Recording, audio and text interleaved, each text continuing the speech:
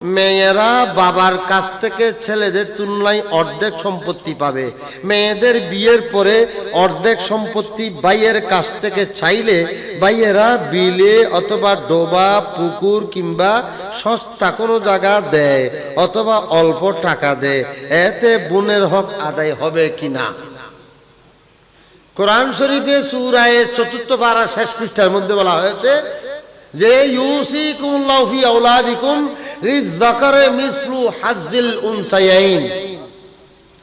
তোমাদের প্রত্যেক পুরুষদেরকে মহিলাদের ডবল দেওয়া হয়েছে। একজন বাপের 3টা ছেলে 3টা মেয়ে থাকলে ওই বাপের সম্পত্তিটা 9 ভাগ হবে। কয় ভাগ? 9 ভাগ হবে। সমান সমান 9 ভাগ হবে। এই 9 ভাগের মধ্যে প্রত্যেক ভাইয়েরা 2 ভাগ 2 ভাগ 6 ভাগ পাবে, আর বোনেরা 1 ভাগ 1 ভাগ পাবে। সেখানে ডোবা নালা এরকম পার্থক্য করার কথা কোরআন শরীফেও বলে নাই, কোরআন শরীফের কোনো তফসিরেও বলে নাই, কোনো হাদিসের মধ্যেও বলে নাই, কোনো হাদিসের মুহাদ্দিসরাও বলে নাই, এই পর্যন্ত কোনো ফিকহের কিতাবে বলে নাই। এটা যেটা করতেছে এটা তারা নিজেরাই নিজেদের মতো একটা বানাইয়ে নিয়েছে। আরো ডায়লগ মারে কি যে মেয়েরা বিডের মধ্যে পায় না।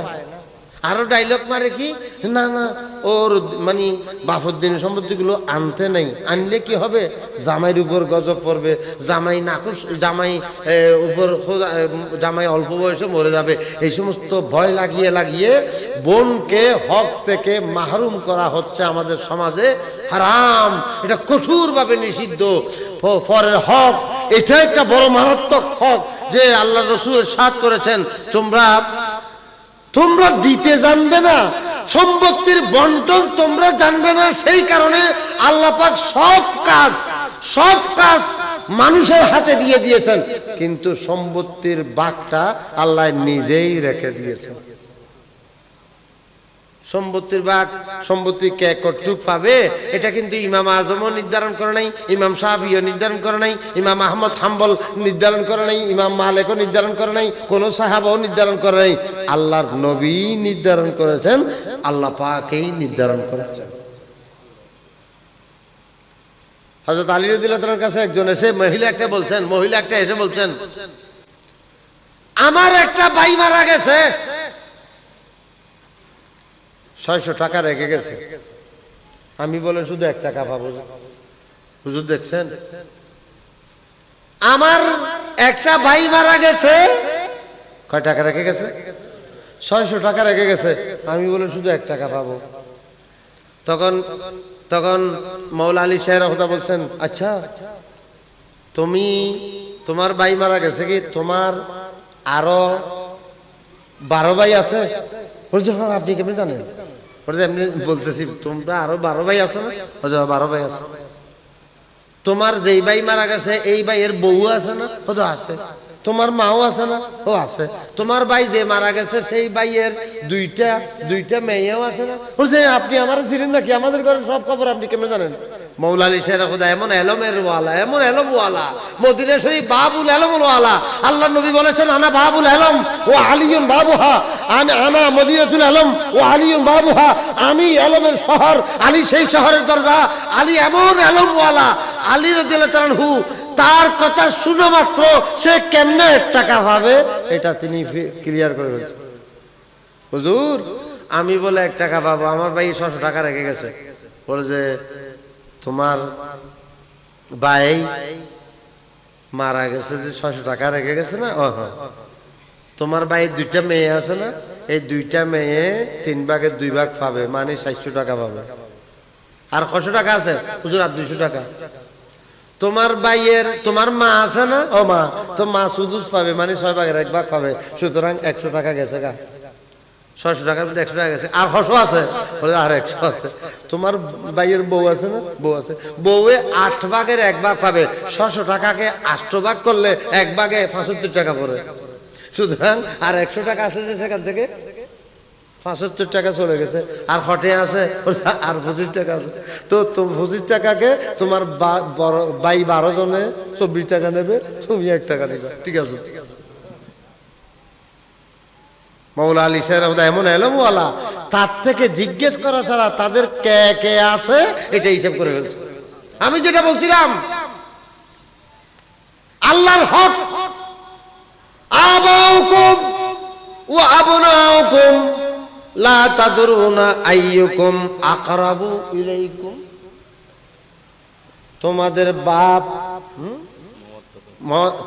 বাপ ভাই কে কত পাবে এটা তোমরা জানো না, সেই কারণে আল্লাহ নির্ধারণ করে দিয়েছেন।